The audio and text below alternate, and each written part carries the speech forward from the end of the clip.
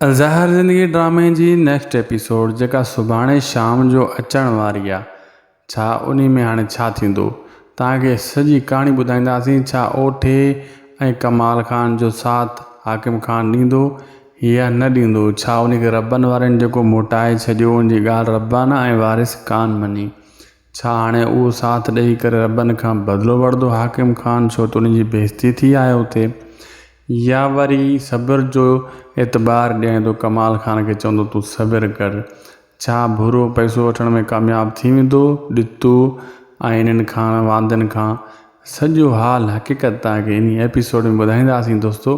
पहिरियां इन खे पूरो ॾिसिजो, थी सघे शाहिद खोसो वीलॉग यूट्यूब चैनल खे ज़रूरु सब्सक्राइब कजो ऐं फेसबुक पेज खे फॉलो लाइक शेयर ज़रूरु कंदा। तव्हांखे कहाणी मुख़्तसर ॿुधाईंदा हलूं दोस्तो।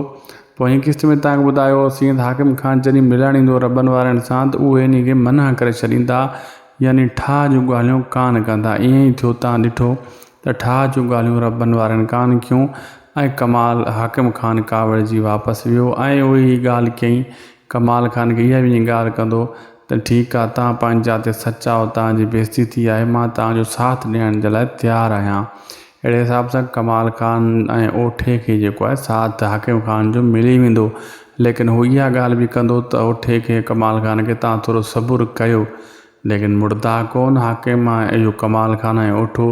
बाक़ी रबनि वारा फुल तयारी में नेक्स्ट एपिसोड में तव्हां ॾिसंदो त रहंदा। बाक़ी भूरो वियाजी कुटे कुटे ॾितू खे ऐं पीरू जे पीउ खे ईअं गंजो करे छॾींदो। इहो ॾितू वारनि खां जेको आहे न, इहो इन्हनि खे सुधारण जे लाइ पीरू ऐं अब्बास खे इहो भूरो ई सुधारींदो, ॿियो केरु न सुधारींदो। अहिड़ा सुधरी वेंदा जो यादि कंदा। बाक़ी जेको आहे अहमद आहे उहो कमाल खान जो साथ ॾींदो, तव्हां ॾिसिजो अॻिते हली करे। ऐं उनखे पंहिंजी धीउ सां शादी बि कराइणी आहे, इन जे करे असांखे ॾींदा इजाज़त। मिलंदासीं नेक्स्ट वीडियो में।